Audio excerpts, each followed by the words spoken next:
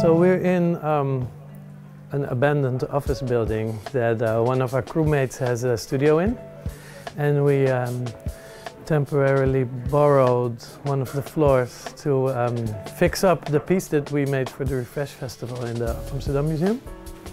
So we have a part of our crew here and invited them for a day of painting. So United Painting basically is a group of people that come together, mostly when the weather permits and whenever there's a project idea or a possibility to do something. And we are like a flexible group of people that grows, and there's different designers involved, the project lives in different countries as well. And we're trying to basically just bring people together and have fun while making large pieces. Yeah, I think that every time when we make a painting, something, I know it sounds super corny, but something like magical happens, because you create kind of a decor or a space that is so different from our normal space that it has different rules of engagement and different social rules. So it's once you start making these pieces, or once you make a painting in a specific location, the location becomes like a setting or like a decor for togetherness or for intimacy or for anything. Like you can use it for many different things, but it always hosts something special. And that's something that started when we started working like 15 years ago in Brazil, and we had a big project in a community in Rio de Janeiro. And we noticed that when you start painting really big spaces with many people, that always like this weird magic happens.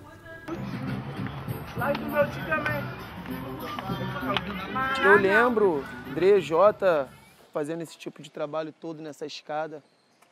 Era uma coisa que as pessoas olhavam e falavam: quem foi esses caras que fez esse tipo de trabalho, cara? Eu participei da inauguração 10 anos atrás, cara. E isso aqui era coisa linda, linda, linda, linda. Uma qualidade de vida um pouco melhor, porque deixa as cores mais vivas, deixa a rua com uma higiene mental para as crianças, entendeu? O ambiente agradável que está ficando, muito agradável. E é um trabalho social, que é o principal é esse. O principal não é as casas ficarem bonitas. Está empregando pessoas, está dando oportunidade de pessoas aprenderem, porque certas coisas aqui a gente não sabia. Já abre um campo de trabalho para tu poder sair oferecendo isso aqui para outras pessoas.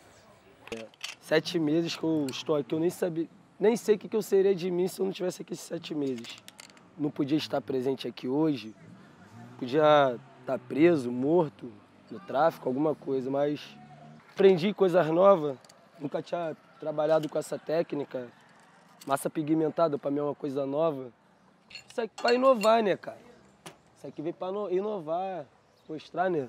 Como a comunidade ficar bonita, que a comunidade também não é só o lado do tráfico, drogas, arma. Também tem cultura, né, cara? Isso aqui para mim é uma cultura. So these are the letters that form the word zwart. So this is the W, and this letter was really damaged during the rain because we were painting outside and it was really rainy, and we had to kind of like fight time because it was the last day and the paint didn't have enough time to dry.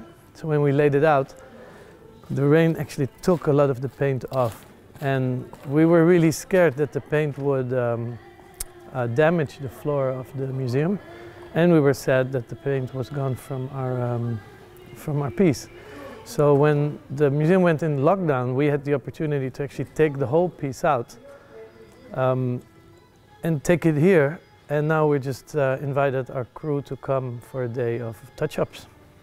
The year before, we made a big piece that we put on the Dam Square, kind of as a New Year's greeting. And it was something that we made in the NDSM Halle, which is a big warehouse. And we moved the whole piece to the Dam Square.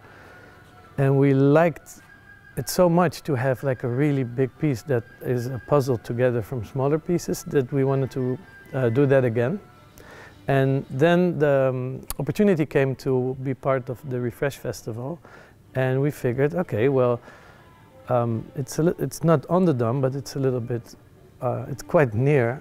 Why don't we actually do the same idea and make something, make a puzzled carpet piece for the Refresh Festival? At that time, it was Omroep Zwart was doing a big campaign to get their 50,000 members. So we thought that we could actually add to the campaign and to the visibility by making a piece that would say Zwart. And while we were planning it, they actually got their 50,000 members. So it wasn't necessary anymore to support the campaign in that way, but we thought that the idea was still really nice. So instead of a campaign, it became a dedication. Yeah, this is quite cool stuff. So this is car tires. So these are, this is recycled car tires. So we wanted something that we could put outside and that could actually stand the weather and be flexible, and that we can puzzle together, because these pieces are actually 1.5 meters by 1.5 meters, which means that when you're there and I'm here, we're safe.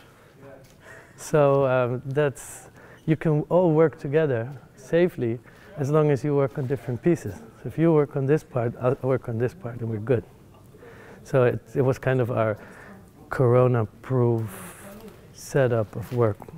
And it's, the cool thing is that the material is recycled just from used car tires, so we're not...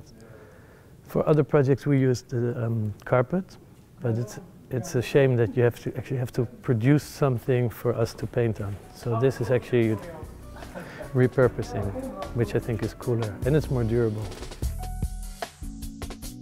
What I personally find quite interesting is that we're kind of in this kind of mixture between muralism and I find this, I would consider this more an installation, I think, where the action is the most interesting part of the process. So whenever you're finished, you're left behind more with like a memory of the time that you created it, or the way that it was conceived. Whenever it's finished, you're proud, but you're always also a little bit sad, because a part of the project that is actually the most fun, which is the creation of it, has stopped whenever you're done. We're trying to always work in collaborations, so we don't really consider ourselves maybe artists per se, or muralists, or people that use space as a canvas to put our vision on, but I think that we more seek for inspiration from the space and then trying to transform it and play with it, but not to impose our ideas on it, but more to kind of see what's already there or how we can play with stuff that we can bring. So I think that it's very much process-based installation work, maybe. Especially this type of work, there's also a lot of flexibility for people to change it. So this particular design, which is made by a designer called Marije Hester, is very free for anybody to change. So she didn't actually design the piece, she just designed the ingredients and the colors and the patterns. And then everything was just lying around at our workspace, and everybody could just choose what the next color or the next pattern would be. So the actual artists are the people that are working on the pieces right now. There's one project that we started working in 2005, when we started the Favela painting project with Jeroen Koolhaas. And that painting deteriorated, and now the people in the community call us and ask us, like, hey, what are we going to do? And suddenly you realize that you have a responsibility over the work that you made. That's something that, as a muralist, you never think about. You know, you paint it and then you're gone. So you leave, you're good. But what if the people say, what about our painting? The paint is coming off. You know, it needs a touch-up. There's no funding for that. Nobody's interested in paying for something twice. You don't have the time to go do the paint. Like, how do you engage a challenge like that? So what we did in this case is that Jeroen and I and our team, we sat down, thought about it, because we couldn't repaint it every 5 or 10 years. It's a huge painting in Rio. So we decided to actually redo the whole piece as a mosaic. And now a group of women that live in that community were trained to become mosaic specialists, get together every day, and they're laying probably the biggest mosaic in the world. It's going to take like 1 or 2 years, we're not quite sure. But they're actually working as we speak. So that's something that we really like, the idea that we're working here, but there's other people working elsewhere. Well, my perception of home changed while I was working abroad, because I spent a long time in Brazil. And when I was working in Rio, we felt so welcomed there that it automatically became home. And it almost made it that I found it hard to call Amsterdam home when I came back, because it felt less communal and less warm. So it really influenced my sense of home to be abroad. You learn that home is something that you create, and that home is something that is not built out of brick, but it's something that's built out of feeling and out of your behavior and of your community. So home is something flexible. Or I think working with asylum seekers, you know, when you come to a place where there is no home, and I mean, this happens to be an old AZC, and you see that there's absolutely no soul, and it's like there is no sense of home. And when the one thing that you're looking for is a sense of home, I think these type of projects maybe can offer at least something that looks different than sterile white walls and laws and forms that you have to fill in and waiting lists. But the way that people are treated coming into Holland is so inhumane that you maybe want to just create maybe just for one day, create something that feels more normal. What the community means is that it's togetherness, and it's that you are there for each other, and that you have contact and conversation. And it's something that I think it happens too little nowadays, or in our society at least. And that's why our projects try to bring that or do that automatically. And I think that working abroad, we were often in communities where people have a much higher sense of togetherness, and where people are more connected with each other automatically. I think that was very inspiring for us, and I think that